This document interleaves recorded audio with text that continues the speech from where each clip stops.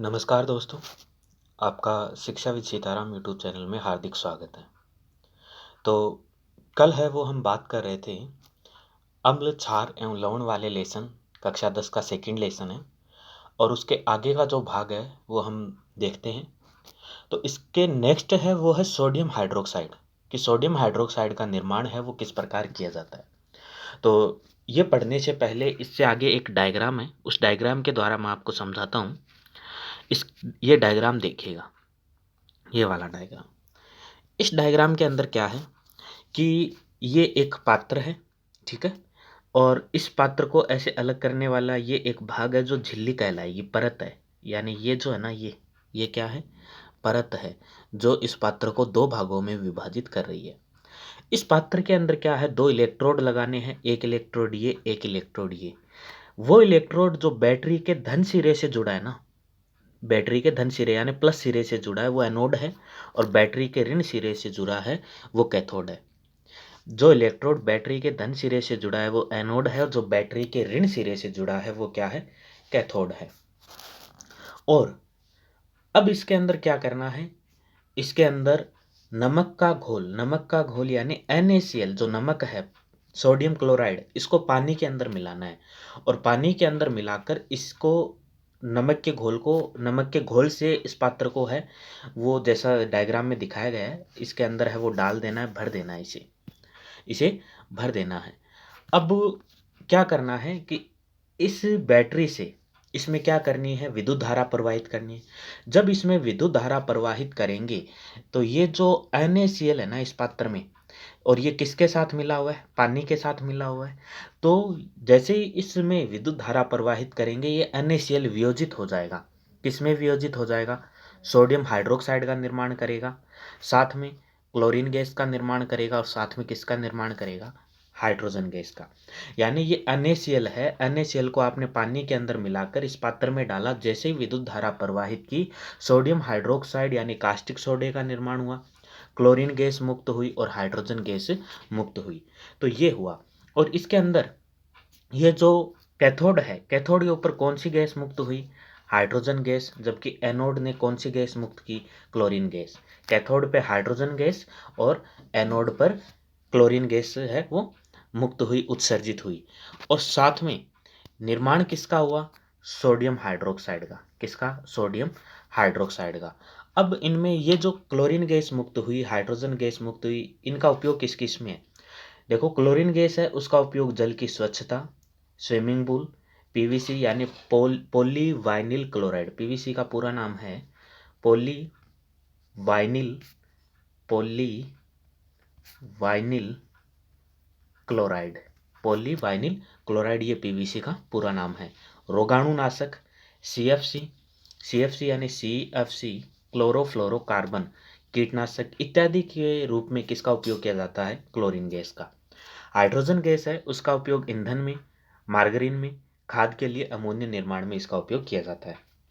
जो sodium hydroxide का निर्माण होगा उसका उपयोग है वो यहाँ दिया गया है, जिसमें धातु से ग्रीस हटाने के लिए सोडियम हाइड्रोक्साइड यानी कास्टिक सोडे का उपयोग, साबुन, अपमार्जक यानी डिटर्जेंट बनाने में, कागज़ बनाने के लिए और कृत्रिम फाइबर बनाने के लिए इसका उपयोग किया जाता है। और ये जो झिल्ली है जो इस पात्र को दो भागों में बांटती है।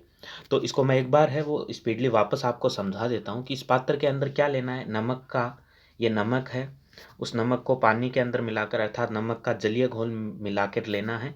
जैसे ही इसमें हम ये विद्युत धारा प्रवाहित करेंगे तो NaOH का निर्माण होगा, प्लस एनोड के ऊपर क्लोरीन गैस मुक्त होगी, और प्लस कैथोड के ऊपर हाइड्रोजन गैस उत्सर्जित होगी। इसका क्या क्या उपयोग है, इसके क्या उपयोग है, इसके क्या उपयोग है, इसके बारे में हम पढ़ चुके हैं। तो आप इससे इससे ही है ना वो सोडियम हाइड्रोक्साइड का निर्माण कैसे होता है वो समझ सकते हैं। तो अब चलिए देख लेते हैं और आगे हैं वो देखते हैं। सोडियम हाइड्रोक्साइड, सोडियम क्लोराइड यानी नमक के जलीय विलयन से विद्युत धारा प्रवाहित करने पर यह वियोजित होगा। यानी नमक का जो जलीय विलयन है, अगर उसमें आप विद्युत धारा प्रवाहित करोगे तो वो वियोजित यानी टूटकर सोडियम हाइड्रोक्साइड का निर्माण करेगा, और इस प्रक्रिया को क्लोर क्षार प्रक्रिया कहते हैं। तो ध्यान रखिएगा, वैसे ये पूरा ही क्या है, इम्पोर्टेंट है, ये पूरा ही इम्पोर्टेंट है, आसानी से है। अगर आप इसे समझ जाओगे तो आपको रटने की आवश्यकता इसको नहीं है। यानी नमक का जो जलीय विलयन है उसमें अगर विद्युत धारा प्रवाहित करते हैं तो किसका निर्माण होता है? सोडियम हाइड्रोक्साइड का। और यही प्रक्रिया क्या कहलाती है? क्लोर क्षार प्रक्रिया कहलाती है। क्लोर क्षार प्रक्रिया क्यों कहलाती है? क्योंकि क्लोर से क्लोरीन गैस मुक्त होती है और क्षार कौन सा? सोडियम हाइड्रोक्साइड का निर्माण होता है, इसलिए ये प्रक्रिया क्या कहलाती है? क्लोर क्षार प्रक्रिया कहलाती है। क्योंकि इससे निर्मित उत्पाद, एक तो जो एनोड के ऊपर क्लोरीन गैस और सोडियम हाइड्रोक्साइड क्षार है, इसका निर्माण होता है। तो ये इसके लिए रासायनिक अभिक्रिया है, जिसमें देखो 2 NaCl जल के साथ यदि मिला दिया, सोडियम हाइड्रोक्साइड का निर्माण होगा, क्लोरीन गैस एनोड पे मुक्त होगी, हाइड्रोजन गैस कैथोड पर मुक्त होती है। तो क्लोरीन गैस एनोड पर मुक्त होती है, वह हाइड्रोजन पर कैथोड गैस मुक्त होती है। कैथोड पर सोडियम हाइड्रोक्साइड विलयन का निर्माण भी होता है। कैथोड है ना, कैथोड पे किसका निर्माण होता है? सोडियम हाइड्रोक्साइड यानी NaOH कास्टिक सोडा, उसका निर्माण होता है। और इस प्रक्रिया से उत्पन्न हुए तीनों उत्पाद उपयोगी है। इन उत्पादों के विभिन्न उपयोग को दर्शाता है। जैसे इस डायग्राम में इनके अलग अलग है वो उपयोग भी दिए गए हैं कि जो एनोड के ऊपर क्लोरीन गैस है उसके क्या उपयोग है, हाइड्रोजन के क्या है, और यहाँ हमने पढ़े हैं जो सोडियम हाइड्रोक्साइड का उपयोग के बारे में पढ़ा है। तो मुझे पूरी उम्मीद है ये आपको समझ में आ गया होगा। मैं स्पीडली आपको वापस एक बार बता देता हूँ कि यदि नमक के जलीय विलयन में से विद्युत धारा प्रवाहित की जाती है तो सोडियम हाइड्रोक्साइड का निर्माण होता है। यह प्रक्रिया क्लोर क्षार प्रक्रिया कहलाती है। क्लोर क्षार क्यों कहते हैं? क्योंकि उत्पाद के रूप में क्लोरीन और सोडियम हाइड्रोक्साइड का निर्माण होता है, इसलिए ये कहलाते हैं। और एनोड के ऊपर क्लोरीन गैस और कैथोड के ऊपर हाइड्रोजन गैस का निर्माण होता है।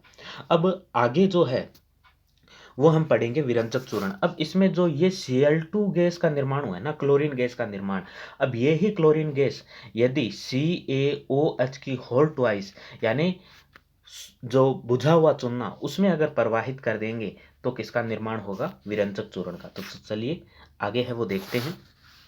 ये डायग्राम आपको अच्छे से समझ में आ गया होगा। आगे है वो है विरंजक चूर्ण। यानी इस विरंजक चूर्ण का सबसे पहले क्या है, रासायनिक सूत्र देख लेते हैं। इसका रासायनिक सूत्र होता है CaOCl2। CaOCl2 विरंजक चूर्ण इसे सामान्यतः कहते हैं। और वैसे इसका रासायनिक जो नाम है वो होता है कैल्शियम। Ca का तो क्या हो गया? कैल्शियम, फिर कैल्शियम हाइपोक्लोराइट,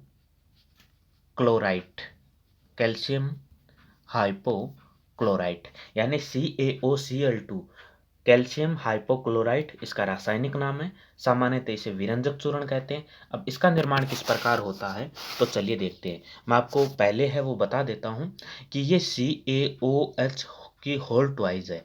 इसमें यदि जो क्लोरीन गैस मुक्त होती है वो अगर प्रवाहित की जाए तो ये दोनों आपस में क्रिया करके CaOCl2 का निर्माण करेंगे और साथ में पानी का निर्माण करेंगे। तो इस प्रकार क्या है, विरंजक चूर्ण का है वो निर्माण किया जाता है।